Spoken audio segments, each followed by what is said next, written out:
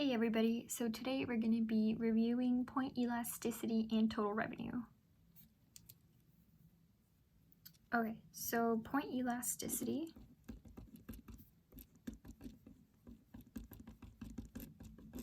this is basically going to give us the elasticity of demand at a given point on the demand curve.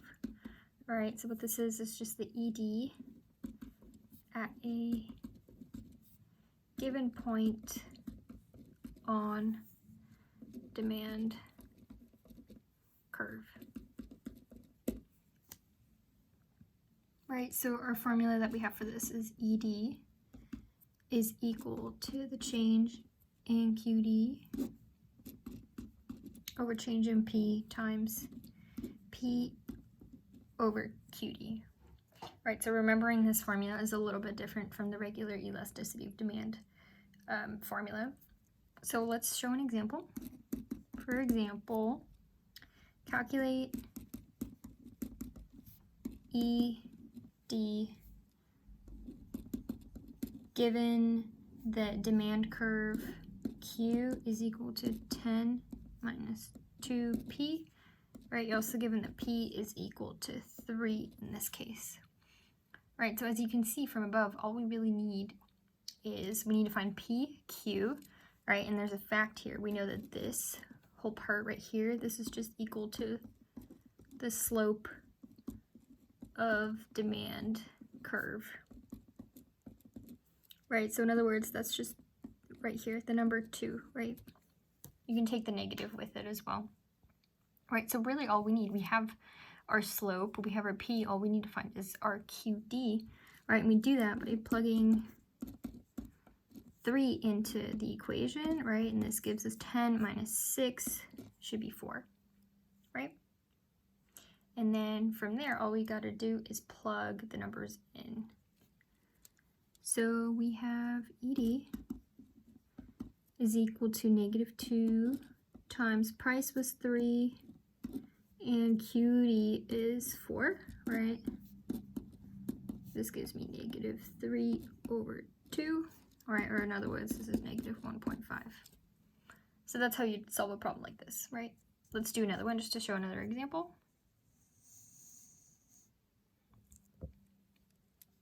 Right, so another example, calculate, same deal, right? ED given the demand curve Q is equal to 5 minus P, right? And you're also given that P is equal to 3. Right, so we can do the same thing again, right? Here's our formula. ED is equal to change in QD over the change in P times P over QD, right? We have the -1 that goes here, right? And then we have the P and the Q. Let's solve for the Q. 5 minus 1 times 3. This ends up being 2, right? So then we can just plug this in. So ED is equal to -1 times 3 over 2, right? And this just gives me -3 over 2, or again, -1.5. Oops, that's a little cut out, can't see that.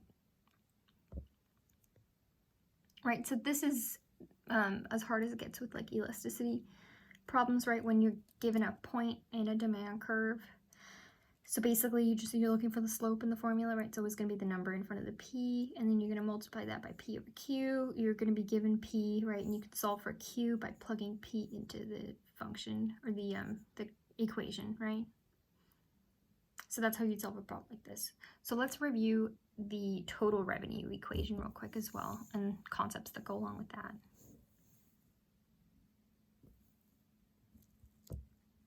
Okay, so if you recall, right, total revenue, this is equal to price times quantity, right? And when we're discussing total revenue in this class, we're always going to be concerned with elastic and inelastic demand, right? So recall, right? Recall, oops, elastic demand, right? This is if there's we'll say an increase, right? If price increases, this means that there's going to be a big reduction in the quantity demanded, right? So this is going to be a big arrow, right? If price increases, there's a big decrease in quantity demanded. That's just what it means, right, to have an elastic demand. Right, so then, right, recall inelastic demand, right? So we can do the same thing. If price increases, what does that mean about our Q? Well, or QD, right? What's going to happen to our QD?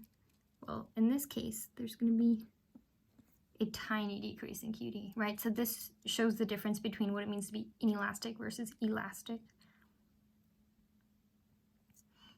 So back to the total revenue, right, in regards to this, what we can say is we can assume,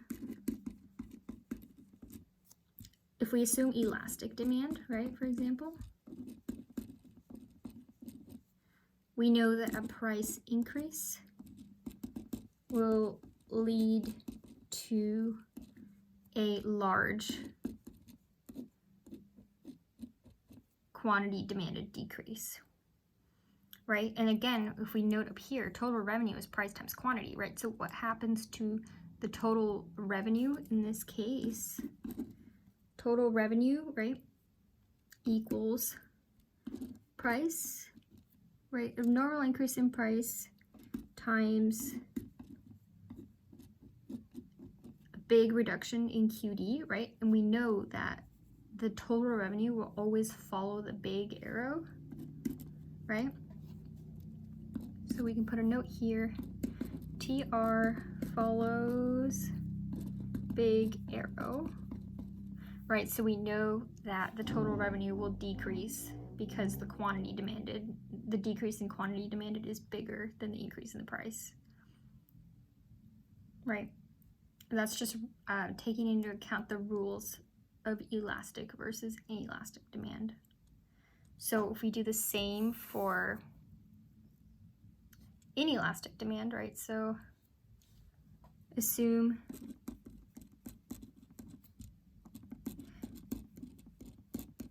inelastic demand, right, where we know that if price from above, right, if price increases, quantity demanded decreases only by a little for inelastic demand, right? So we can say price increase will lead to a small decrease in quantity demanded, right? So what's happening to our TR? TR is equal to price increase times quantity demand decrease, right? Very small. So which arrow is bigger, right?